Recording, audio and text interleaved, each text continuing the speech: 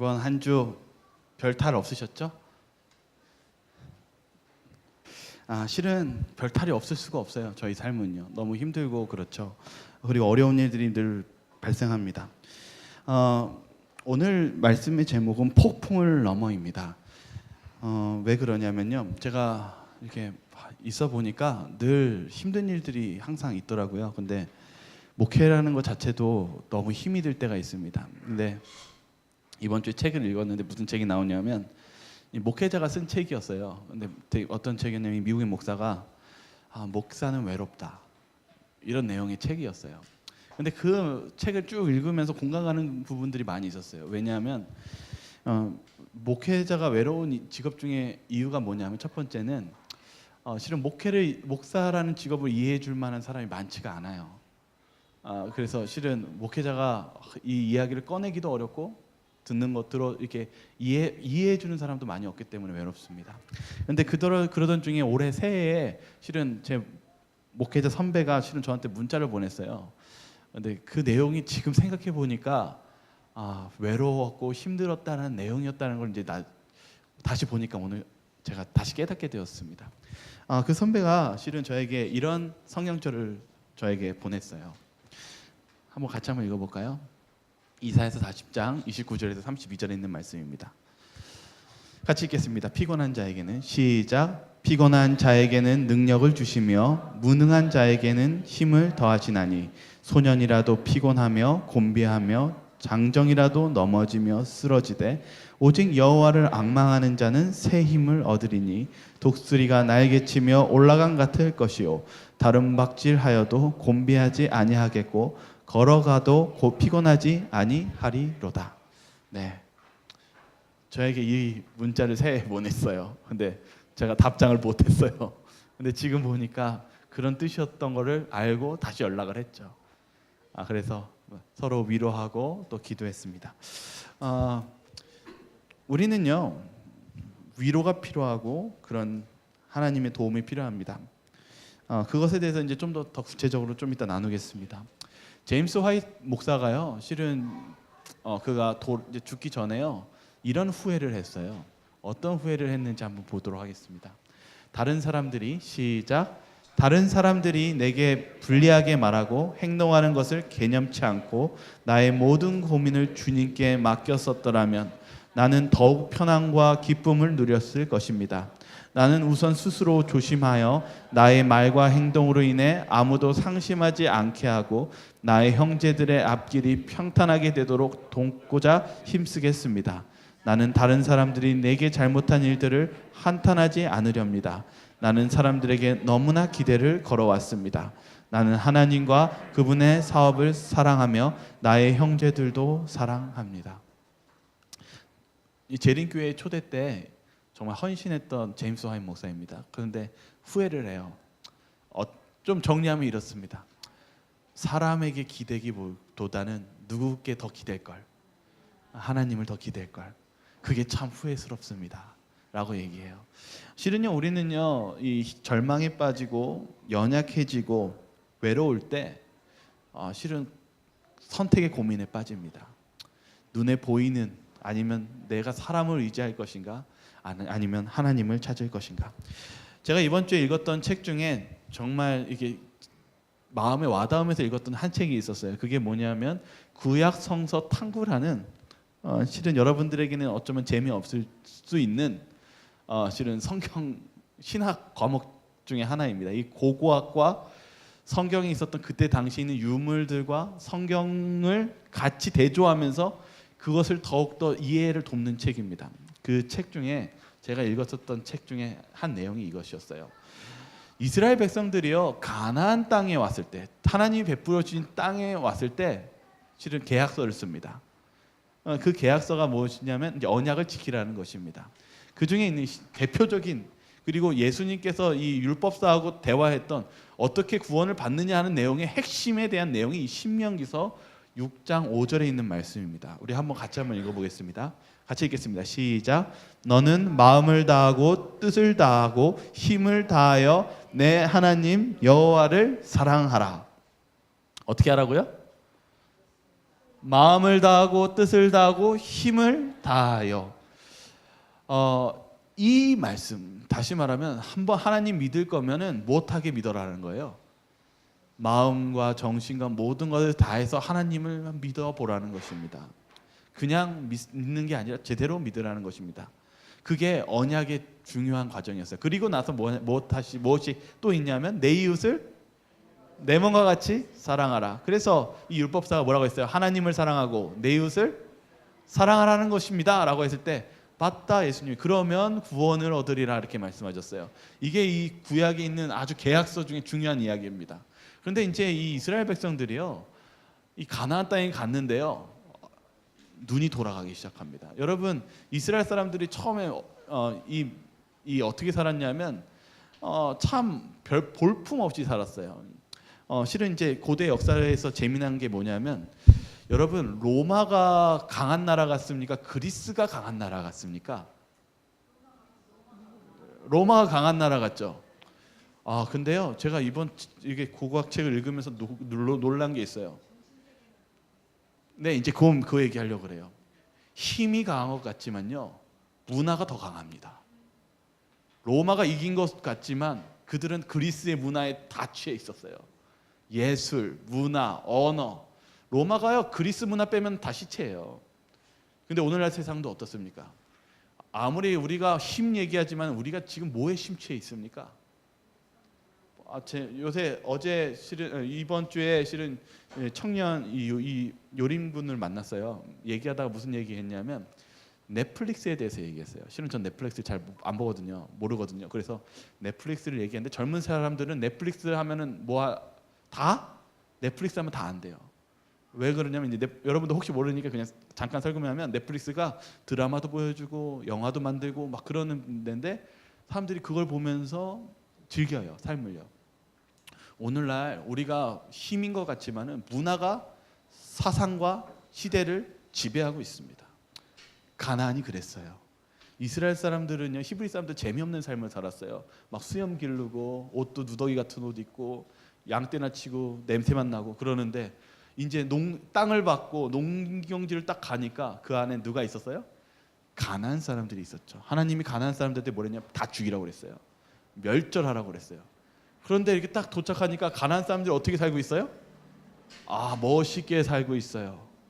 막 옷도 잘 갖춰 있고, 그리고 뭐도 섬기냐면 농사신들이 있어요. 거기에 지금 뭐가 중요해요? 이제 농사 잘 짓는 게 중요한데 가나안 사람들은 뭐 짓고 있냐면 이 바벨이라는 신이 센 신이 아니에요. 세 번째 신인데 농사의 비에 관한 신이에요. 그러니까 못 하고 싶어요? 나도 여기 옆에 껴가지고 살고 싶어요. 이 우상신의 개념이 뭐냐면 모방하는 거예요. 우상신이 하는 대로 모방하면 그대로 축복이 나에게도 온다는 거예요. 그래서 이 배교가 뭐가 일어나면 성적인 타락이 같이 일어납니다. 이제 그거는 너무 기니까 다 생략하고 그런 게 있어서 배도했어요. 근데 잊지 마셔야 되는 것은 유대인들이 뭘 생각하고 있었냐면 하나님도 믿고 뭐도 믿으면 되겠다. 바알도 믿으면 되겠다. 이 두 가지를 같이 믿어도 되겠다라고 했어요. 그래서 예수님이 그때 이런 말씀하셨어요. 신명기서 32장 16절에 있는 말씀입니다. 같이 읽겠습니다. 그들이 다른 신으로 그의 질투를 일으키며 가증한 것으로 그의 진노를 격발하였도다. 여러분, 하나님이 무엇 하시는 하나님이라고 지금 설명하고 있어요? 질투하시는 하나님이라고 설명하시면서 이 우상신에 대해서 하나님께서 엄격하게 다루십니다. 왜 그렇습니까? 아주 간단한 건데요. 하나님이 없이는 이웃도 사랑할 수 없고 이 모든 것의 변화가 이루어지지 않기 때문입니다. 그것을 설명하는 것이었어요. 그런데 우리가 오늘날의 세상도 잘 마찬가지예요. 우리는 자꾸 못하고 싶냐면 두 손 다 잡고 싶고 살고 싶습니다. 그러나 그렇게 해서는 우리의 근본적인 문제가 해결되지 않습니다. 제가 이번 주에 또 읽었던 성경절 중에 하나는 요나서입니다. 이 책에서 제가 마음에 와닿았던 것은 이 요나서가 또 다른 아주 중대한 한 사건의 초점을 가지고 있어요. 여러분 잘 알다시피 요나는 아수르라는 이 나라가 멸망했으면 좋았을까요? 멸망하지 않았으면 좋았을까요? 멸망해야죠. 즉결 심판해서 하나님께서 말 안 듣는 이 니느웨 백성들 정말 멸망시켜야죠. 근데 여기서 논쟁이 일어나요. 이 주제가 오늘 교과에서 나왔던 너그러움에 대한 주제입니다. 이 너그러움에 대한 주제인데 우리 성경 말씀 한번 읽어볼까요? 어떤 내용인지 한번 좀 이해를 할 필요가 있습니다. 같이 읽겠습니다. 주께서는 시작. 주께서는 은혜로우시며 자비로우시며 인애가 크시사 뜻을 돌이켜 재앙을 내리지 아니하시는 하나님이신 줄을 내가 알았음이니이다. 여호와께서 이르시되 내가 성내는 것이 옳으느냐 하시니라. 하나님이 여호와께서 박넝쿨을 예비하사 요나를 가리게 하셨으니 그늘이 지게 하며 그의 괴로움을 면하게 하려 하심이었더라. 요나가 박넝쿨로 말미암아 크게 기뻐하였더니 해가 뜰 때 하나님이 벌레를 예비하사 이튿날 새벽에 그 박넝쿨을 갉아먹게 하심에 시드니라. 해는 요나의 머리에 쪼임에 요나가 혼미하여 스스로 죽기를 구하여 이르되 사는 것보다 죽는 것이 내게 나으니이다 하니라. 하나님이 요나에게 이르시되 내가 이 박넝쿨로 말미암아 성내는 것이 어찌 옳으냐 하시니 그가 대답하되 내가 성내어 죽기까지 할지라도 옳으니이다 하니라. 아주 참 못됐죠 요나요. 근데 여러분 잘 보십시오. 민족주의자요. 오늘 주제는 자비에 대해서 얘기하니까 거기만 집중하겠습니다. 자, 오늘 보시면 이 내용이 있어요. 하나님, 제가 하나님 니느웨 백성 멸망 안 하는 거 보니까 하나님이 뭐이신지 알겠습니다 라고 얘기해요. 뭐이신지 알겠대요? 은혜로우시고 자비로우시고 인애가 크시사 뜻을 돌이켜 재앙을 내리지 아니하시는 하나님인 줄 내가 알았습니다. 요나가 뭐 때문에 화났냐면 하나님의 자비가 너무 커서 화났어요. 뭐 때문에 화났어요? 자비가 너무 커서 화냈어요.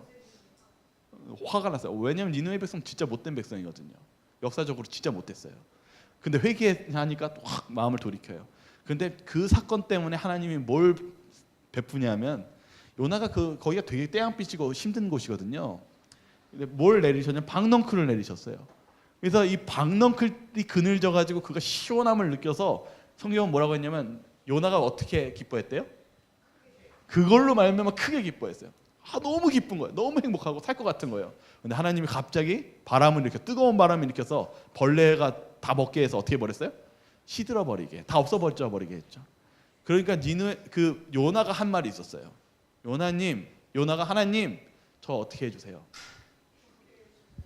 사는 것보다 죽는 것이 나으니 저 그냥 죽게 해주세요. 뭐 때문에 죽게 해달라고 했냐면 니느웨 때문에 죽게 해달라고 한 거 아니에요. 뭐 없애버리니까 죽게 해달라고 그랬어요. 박넝쿨 없애니까 죽게 해달라는 거예요. 그러면서 얘기하는 거예요. 네가 박넝쿨을 말미암아 성내는 것이 옳으냐? 그러니까 내가 성내어 죽기까지 할지라도 옳으니이다. 여러분 여기에 되게 중요한 핵심이 있습니다. 지금 요나가 무엇 때문에 기뻐 살았습니까? 잘 생각해 보세요. 요나가 지금 기뻐서 산 이유가 있었어요. 뭐가 없자 죽고 싶었어요. 박넝쿨, 그걸 다른 말로 자비입니다. 하나님은 요나에게 너그러우신 분이셨어요. 크신 너그러움 때문에 요나가 기뻐하고 못 할 수 있었어요? 살 수 있었죠. 그런데 요나는 뭐가 없었냐면 니느웨에 대한 사랑은 없었어요. 자비가 없었어요. 하나님이 얘기합니다. 너 내가 자비 크다고 화났지? 근데 너도 내 자비 때문에 살고 있어. 여러분, 우리는요 하나님의 자비 때문에 삽니다. 그런데 여러분들이 자비를 잃어버릴 때가 요나처럼 있습니다. 그럴 때 우리는 자비를 잃어버립니다. 오늘 우리의 삶 속에 그런 자비를 찾으시기 바랍니다. 이제 좀 더 넘어가죠. 제가 읽었던 책 중에 또 하나의 관심이 있었던 책은 리더의 눈물입니다. 아까 목회자가 힘들다고 했던 책이 이 얘기였어요. 이 책에서 저는 누구에 대해서 이 얘기를 강조하고 있냐면 다윗이 참 대단한 인물이다라고 얘기하고 있어요. 다윗이 참 대단한 인물입니까? 근데 세상이 볼 땐 대단한 인물이 아니에요. 왜냐하면 좀 다윗이 하는 짓이 생각보다 지혜롭지 못하거든요. 그 중에 한 사건이 바로 이 사건입니다. 바로 다윗이 도망가고 있었고 외로이 떠나고 있었을 때 바로 한 장면이 일어납니다. 바로 사무엘하 16장에 있는 사건인데 같이 한번 읽어보겠습니다. 거기서 시작. 거기서 사울이 친족 한 사람이 나오니 시므이라. 그가 나오면서 계속하여 저주하고 아비새가 왕께 여짜오되 청하건대 내가 건너가서 그의 머리를 베게 하소서 하니 왕이 이르되 내가 너희와 무슨 상관이 있느냐 그가 저주하는 것은 여호와께서 그에게 다윗을 저주하라 하심이니 내가 어찌 그리하였느냐 할 자가 누구겠느냐. 여러분 다윗이요 비참하게 패군처럼 도망가고 있을지라도 왕은 왕입니다. 그리고 군사도 있었고요. 그런데 이 사울의 친척이었던 이 시므이라는 사람이 왕이 도망가니까 어떻게 했냐면 돌을 던지면서 왕을 어떻게 했어요? 저주했어요. 여러분 자존심 상합니까? 누가 돌 던지고 막 욕하고 그러면요. 그 얼마나 그 치욕스러운지 모르겠어요. 그 더 치욕스러울 때는 내가 가까이 있는 사람들 앞에서 치욕당할 때 아주 비참합니다. 그래서 너무 치욕스러우면 실은 다윗이 못할 수 있었습니까? 네? 다윗이 어떻게 하면 돼요? 죽이면 돼요. 이 부하 장군이 이렇게 얘기합니다. 가서 한 방에 그냥 없애버릴까요? 근데 다윗은요 그러한 선택을 하기보다는 어떤 선택을 하냐면 야 이거는 하나님께서 나에게 실은 벌을 내리시는 거야. 그러면서 못하냐면 그러지 마. 나는 사람을 보지 않고 하나님을 봐. 이 이야기를 꺼냅니다. 여러분 이 장면을 통해서 우리는 좀 배울 점이 있어요. 왜냐하면 우리는 신앙 속에서 폭풍을 만납니다. 그리고 인생에 외로움을 느낄 때가 많이 있어요. 외로움을 느낄 때 우리는 실은 세상적인 방법을 찾습니다. 사람을 만나거나 아니면 어떤 약의 도움을 받거나 많은 것들을 합니다. 물론 그것이 나쁘다는 것은 아닙니다. 그러나 우리가 먼저 찾아야 될 것이 무엇인지를 이야기할 필요가 있습니다. 다윗은 하나님을 찾았습니다. 거기에 대해서 저는 이 글귀가 제일 마음에 와닿았어요. 다윗은 위대한 리더였다.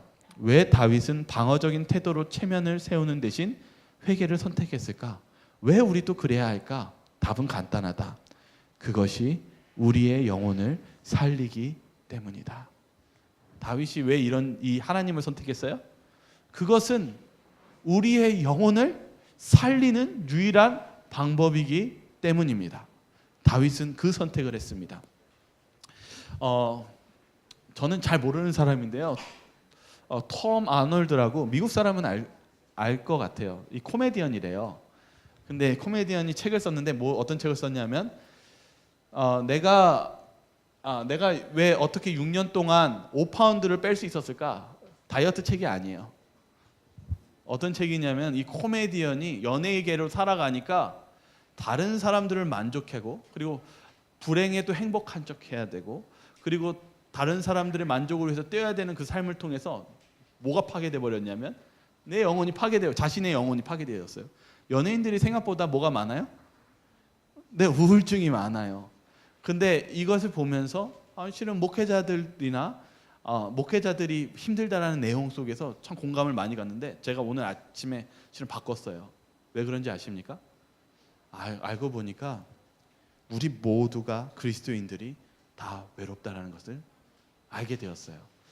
여러분 우리 모두가 다 힘듭니다. 오늘날 시대가 어떤 시대냐면 고독사의 시대입니다. 이혼, 별거, 그리고 독거노인, 그리고 혼자 사는 삶이 되면서 관계가 다 망가진 사회예요. 오늘날 사회는 정말 홀로 사는 어려움에 있는 외로움의 삶을 살고 있습니다. 그때 느꼈어요. 오늘 우리의 삶이 모두가 뭐가 필요해요? 하나님의 인정과 갈구함이 필요한 시대임을 알게 되었습니다. 여러분 우리는요 다 하나님의 도움이 더욱더 절실히 필요한 시대에 살고 있습니다. 그래서 우리가 외로이 사는 문제에 대해서 이 예언의 시는 이렇게 기록하고 있습니다. 우리 한번 같이 읽어볼까요? 그대의 생각을 시작. 그대의 생각을 그대 자신에게 머물러 있게 하지 말라. 예수를 생각하라. 그분은 지성소에 계신다. 홀로 계시는 것이 아니다. 주님의 명령을 기다리는 천천만만의 천사들의 호의 속에 계신다. 그분은 그들의 명하사 가서 하나님께 신뢰를 두고 있는 아주 연약한 자들을 위해서 일하라고 하신다. 높은 자나 낮은 자나 부유한 자나 가난한 자가 다 똑같은 도움을 받을 수 있도록 준비되어 있다. 여러분 한 가지 희망적인 것은 우리 그리스도인들이 절대로 외로워하지 말라는 사실입니다. 하나님께서 우리와 함께 계시고 우리를 위해서 누구를 준비하고 있어요? 천천만만의 천사들이 준비되고 있다는 사실입니다. 오늘 그러한 하나님을 만나시길 바라겠습니다. 그런 이야기를 하기 전에 이제 예수님에 대한 이야기를 하려고 해요. 예수님이 어떤 분이셨을까요? 여기 시대의 소망 이렇게 얘기하고 있어요. 예수의 가시는 길은 가시밭길로 만들었다. 가정에서의 몰 이해로 너무 괴로우셔서 그리스도께서는 그런 오해가 없는 곳에서 가셔서 위안을 얻으셨다. 그리스도께서는 즐겨 찾아가신 한 가정이 있었는데 그 가정은 나사로와 마리아와 마르다의 집이었다. 믿음과 사랑의 분위기 속에서 예수의 마음은 평안함을 얻으셨다. 예수님도 외로우셨을까요? 어떠셨을 것 같아요? 이제 이해하시네. 더 마음을 공감하시네. 예수님 외로우셨어요. 진짜 외로우셨어요.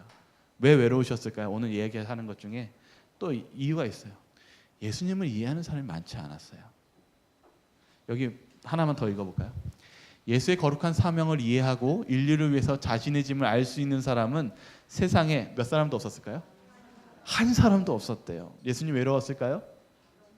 외로웠어요. 그러면 예수님이 어떻게 이 외로움을 극복하셨을까요? 이 이야기를 하고 싶었어요. 예수님은 나사로의 집을 아까 방문하셨다고 그랬어요. 그래서 여러분 힘들 때 누구를 방문하면 좋냐면 여러분들의 신앙적인 친구들을 많이 만드시는 게 좋아요. 그리고 신앙적으로 같이 위로해 줄 수 있는 그런 동역자들과 그리고 교회에 여러분들을 자주 하나님을 만나시기 바랍니다. 두 번, 그러나 그것이 첫째가 되어서는 안 됩니다. 첫째가 무엇이냐면 여기 있습니다. 같이 읽겠습니다. 시작. 그는 종종 홀로 계셔서 하늘 아버지와 교통하실 때에만 위안을 찾으실 수 있었다. 예수님은 어떻게 위안을 찾으셨다고요? 하나님과 종종 관계를 맺으. 종종은 가끔이 아니라요. 매일. 예수님은요 매일 하나님과 관계를 맺으시면서 무엇을 이겨내셨어요? 외로움 그리고 혼자 있지 않다는 것을 이겨내셨습니다. 그리고 요한복음 16장 32절은 그래서 예수님이 이렇게 말씀하십니다. 같이 읽겠습니다. 시작. 보라 너희가 다 각각 제 곳으로 흩어지고 나를 혼자 둘 때가 오나니 벌써 왔도다. 그러나 내가 혼자 있는 것이 아니라 아버지께서 나와 함께 계시느니라. 예수님이요 십자가에 때 나 혼자 있게 됐는데 내가 혼자 있는 것이 아니라 누가 함께 있다라고 얘기했어요? 아버지와 함께 계신다는 것입니다. 여러분 오늘날 우리 시대는 외롭고 힘든 시련을 겪고 있는 시대에 살고 있습니다. 우리가 외롭다라는 것은 지금 무엇이 부족하다는 얘기일까요? 네? 여러분 우리가 외로울 때 힘들 때 우리가 실은 오늘 이 이야기를 오늘 전화하면서 그 선배 목사님과 얘기했어요. 외로움에 대해서 얘기하니까 이렇게 얘기하더라고요. 맞아. 제가 이랬거든요. 오늘날 많은 사람들이 외로운 것 같다고. 그런데 이렇게 얘기하더라고요. 맞아. 오늘날 실은 오늘날 외로운 것은 성경의 선지자와 모세 같은 사람들뿐만 아니라 우리가 다 모세 같은 자들이고 다 실은 선지자 같은 사람들인데 우리가 왜 외로웠냐면 모세와 같이 선지자와 같이 기도하지 않기 때문이야. 여러분 공감하시나요? 여러분 우리가 외로울 때 모세와 같이 선지자와 같이 기도하시기 바랍니다. 하나님을 관계를 맺으시기 바랍니다. 오늘 한 사건을 또 얘기해 드릴게요. 실은 예수님과 베드로의 사건이에요. 실은 여러분들이 잘 알다시피 풍파를 만나서 베드로가 실은 바다에 흔들리고 있어요. 예수님께서 물 위를 건너오시는 장면입니다. 베드로가 이렇게 얘기하죠. 예수님 저도 못하게 해주세요.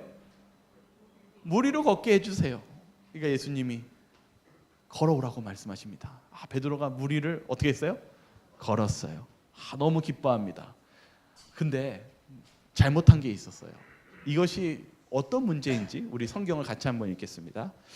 베드로가 시작. 베드로가 대답하여 이르되 주여 만일 주님이시거든 나를 명하사 물 위로 오라 하소서 하니 베드로가 배에서 내려 물 위로 걸어서 예수께로 가되 바람을 보고 무서워 빠져 가는지라 소리질러 이르되 주여 나를 구원하소서 하니 예수께서 즉시 손을 내밀어 그를 붙잡으시며. 여러분 여기서 베드로가 혹시 잘못한 게 무엇인 것 같습니까? 이 성경을 보면서요. 아유, 오늘은 금방 나갈 것 같습니다. 정확하게 맞추셨어요. 베드로가 왜 물에 빠졌어요? 바람을 보고. 여러분, 베드로가요, 딴 게 잘못한 게 아니라 바람을 봤어요. 그리고 무엇을 느꼈냐면 공포심을 느꼈고, 그리고 목숨의 공경에 처하게 되었습니다. 오늘 이 부분에 대해서 이렇게 얘기합니다. 공경이 닥쳐올 때, 베드로와 같이 될 때가 우리에게 얼마나 많은가. 우리도 베드로와 같이 공경에 처할 때가 얼마나 많습니까? 어떤 공경이요? 바다를, 폭풍을 바라볼 때 어려움에 처할 때가 얼마나 많습니까? 우리는 구주께 고정시키는 대신에 파도를 쳐다본다. 여러분, 우리의 삶 속에 우리는 선택에 달려 있습니다. 우리는 파도를 보든지 예수를 바라보든지 그 선택 속에서 여러분들은 누구를 선택하시기를 원하십니까? 여기 히브리서에 대해서 이런 말씀이 있습니다. 히브리서에 대한 내용은 여러분들이 잘 알다시피 이런 요점입니다. 이 바울은 이런 얘기를 합니다. 1절에 지금 우리가 하는 말의 요점은 이러한 대제사장이 우리에게 있다는 것이라. 그는 하늘에서 지극히 크신 이의 보좌 우편에 앉으셨으니. 바울은요, 무엇에 대해서 자꾸 얘기하냐면 예수님 지금 어디 있어요? 여러분, 오늘 여기서 예수님 보실 수 있으십니까? 실은 제자들이 걱정했던 것은 예수님이 떠나고 예수님 없으면 어떡하지? 라고 했었을 때 예수님은 뭐를 약속하셨어요? 내가 너희와 항상 함께하리라고 약속하셨습니다. 그런데 바울이 보니까 예수님이 어디 계세요? 하늘에서 대제사장으로 하나님 우편에 앉아 계십니다. 오늘 이 이야기를 왜 하냐면 제가 이제 11장을 급작스럽게 집어넣어서 그냥 좀 모양이 엉망입니다. 그러나 이런 내용입니다. 히브리서 11장은 이렇게 얘기해요. 믿음은 바라는 것들의 실상이요 보지 못하는 것들의 증거니. 여러분, 이거 우리 많이 들었던 성경절이죠. 믿음은 바라는 것들의 실상이요 보지 못하는 것들의 증거이니. 다시 말하면요, 쭉 이제 시작합니다. 누구 얘기하냐면 아벨 얘기부터 시작해요. 아벨이요, 뭘 믿었어요? 뭐 때문에 죽었어요? 뭐 하다가 죽었어요? 제사 지내다 죽었어요. 여기 성경은 그 얘기를 해요. 아벨은 뭐라 하냐면 의로운 자래요. 뭐라고 했냐면 하나님이 그 예물에 대하여 증거하심이라. 저가 죽었으나 그 믿음으로써 오히려 말하느니라. 아벨은요, 실은 이거 드리는 거에 대해서 하나님 말씀대로 순종하는 거에 있어서 지금 눈앞에 뭘 얻은 게 아니에요. 뭘 얻었냐면 가인의 죽음을 얻었어요, 실은요. 하지만 아벨은 뭘 믿으면서 드렸어요? 보이지 않는 하나님의 구원을 믿으면서 뭐 됐어요? 드렸죠. 여기 또 다른 나옵니다. 에녹에 대해서 나옵니다. 에녹은 죽음을 보지 않고 옮기었으니 하나님이 저를 옮기심으로 다시 보이지 아니하니라. 저는 옮기우기 전에 하나님을 기쁘시게 하는 자라 하는 증거를 받았느니라. 에녹이요, 다 악하고 노아 시대 때 악한 시대에 살았는데 누구와 동행했습니까? 보이지 않는 하나님과 동행했습니다. 사람들이 조롱할지라도 동행했습니다. 그래서 그가 보이지 않는 하나님을 믿었을 때 어떻게 됐습니까? 하나님께서 그를 하늘로 데려가셨어요. 여기 또 그 내용이 나옵니다. 너무 많아요. 실은 계속 많아서 모세에 나옵니다. 그리고 이렇게 얘기합니다. 내가 무슨 말을 더하리요? 기드온이나 바락이나 삼손이나 입다와 다윗과 사무엘과 및 선지자들의 일을 말하려면 내가 시간이 부족하리로다. 다시 말하면 모든 하나님의 구원받은 백성들이 다 어떻게 살았다라는 거예요. 네? 믿음을 가지고. 저는 오늘 이 말씀을 읽으면 이렇게 받아들이고 싶어요. 다 홀로 외롭게 살았습니다. 외로운 그런 고난, 세상이 바라볼 때 풍파와 같은 회오리 바람처럼 이거 없으면 큰일 나는 것 같이 바라봤지만 그들은 누구를 바라봤습니까? 지금 오늘 베드로가 바다를 바라보고 빠졌다가 누구 바라보고 살았습니까? 그 너머에 계신 예수님을 바라보고 살았던 것처럼 우리도 예수님을 바라보면서 살 수 있음을 우리 믿음의 조상들이 다 그렇게 살았다는 사실입니다. 그리고 우리도 그러한 예수님을 바라보자는 것입니다. 이 이야기를 이제 더 하고 몇 개만 더 하고 마치겠습니다. 예수님께서요, 침례 요한을 내버려 두신 거에서 제자들은 큰 실망을 빠졌습니다. 그러나 침례 요한이 그렇게 한 데는 이유가 있었습니다. 그것에 대해서 이렇게 주석은 기록합니다. 예수께서 당신의 종을 구해내시려고 개입하지 않으셨다. 예수께서는 요한이 그 시험을 무엇할 걸 아셨어요? 홀로 있지만은 그것을 견뎌내실 것을 알았어요. 왜냐하면 하나님이 함께 하실 것이니까요. 구주께서는 친히 임재하심으로 감방의 억울함을 밝게 하시기 위하여 즐겨 요한에게 오셨을 것이다. 그러나 후년의 감방에서 죽음을 당할 수다한 사람들을 위하여 요한은 순교의 잔을 마셔야 하였다. 누구를 위해서요? 앞으로 있을 순교자들을 위해서 요한이 그 희생을 또 못했어요? 감내해야만 했습니다. 여기 좀 밑으로 내려갈게요. 하나님과 사람에게 버림을 당한 것처럼 보일 때 그리스도께서 친히 그 충성됨을 증거하였던 침례 요한도 그와 유사한 경험을 겪었다는 생각에 그들의 마음에 얼마나 든든함을 느낄 것인가. 여러분, 침례 요한이 그 외롭고 고난을 당하는 사람들을 위해서 우리의 모범을 위해서 죽었다는 사실입니다. 여러분, 우리 어려움을 당할 때 침례 요한을 생각하시기 바랍니다. 그리고 끝까지 예수님을 바라보면서 그 믿음을 지켜나가시기를 바라겠습니다. 왜 그럴까요? 이렇게 끝나면은 꼭 그래야 될까라고 우리의 마음이 듭니다. 여러분, 이 루터예요. 여러분, 루터가 바라봤을 때 루터가 실은 하나님을 바라보는 것이 목숨과 연관되었던 일입니까? 죽음과 연관되었던 일입니까? 실은 우린 폭풍을 만나고 우리가 큰 산을 만났을 때 우리는 차라리 폭풍의 눈치를 보고 산에 의지하는 것이 더 나은 것 같이 이스라엘 사람들이 가나안 신을 섬기는 것 같이 유혹을 받습니다. 그런데 하나님은 뭐라고 얘기하십니까? 나는 어떤 하나님이라고요? 질투하는 하나님이라고 말씀하십니다. 왜 그렇습니까? 하나님 없이는 우리를 변화나 구원이 없기 때문입니다. 오늘 루터에게도 그런 시험이 왔습니다. 루터도 침례 요한처럼 하나님이 계시는가라고 시험이 들 때 그의 마음속에 말씀 속에서 믿음의 선조들의 보이지 않는 하나님의 믿음을 통해서 굳건한 믿음을 다시 지켜나갔습니다. 그때 무슨 일이 일어났습니까? 종교 개혁이 일어났습니다. 지금 우리가 여기에 앉아서 종교의 자유를 느낄 수 있는 큰 축복을 얻은 것처럼 우리가 하나님을 끝까지 믿으면 하나님께서는 우리에게 큰 축복으로 인도하신다는 사실을 잊지 마시기 바라겠습니다. 여기 그래서 이런 글이 적혀 있어요. 여기 한번 같이 한번 읽어볼까요? 모세는 시작. 모세는 애굽을 떠날 때 홀로 있었다. 엘리야도 아합의 통치 때 홀로 있었다. 이사야도 예루살렘에 홀로 있었고 에스겔도 바벨론에 홀로 있었다. 여러분, 다 어떻게 있었대요? 홀로 외로이 있었대요. 그래서 제가 느끼는 게 이겁니다. 저와 여러분들 어쩌면 우리가 외로이 있는 것 같이 느낄 거예요. 그러나 우리가 예수님을 바라보면 결코 여러분들은 홀로 있는 것이 아니며 우리가 그런 큰 주님의 능력으로 놀라운 하나님의 힘으로 일어설 수 있다는 것을 잊지 마시기를 바라겠습니다. 루터도 그렇게 해냈고 앞으로 우리도 그렇게 해낼 것입니다. 그게 우리 재림에 관련되어 있습니다. 마지막 재림의 때에 우리는 야곱의 환난을 겪게 될 것입니다. 그때 우리가 구원을 어떻게 받는지 궁금하지 않으십니까? 그 부분을 좀 길지만 한번 같이 읽어보겠습니다. 한번 좀 읽어볼까요? 그들이 시작.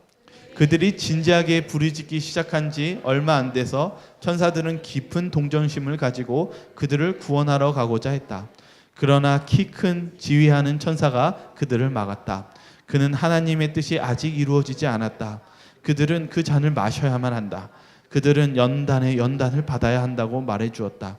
곧 나는 하늘과 땅이 뒤흔드는 하나님의 음성을 들었다.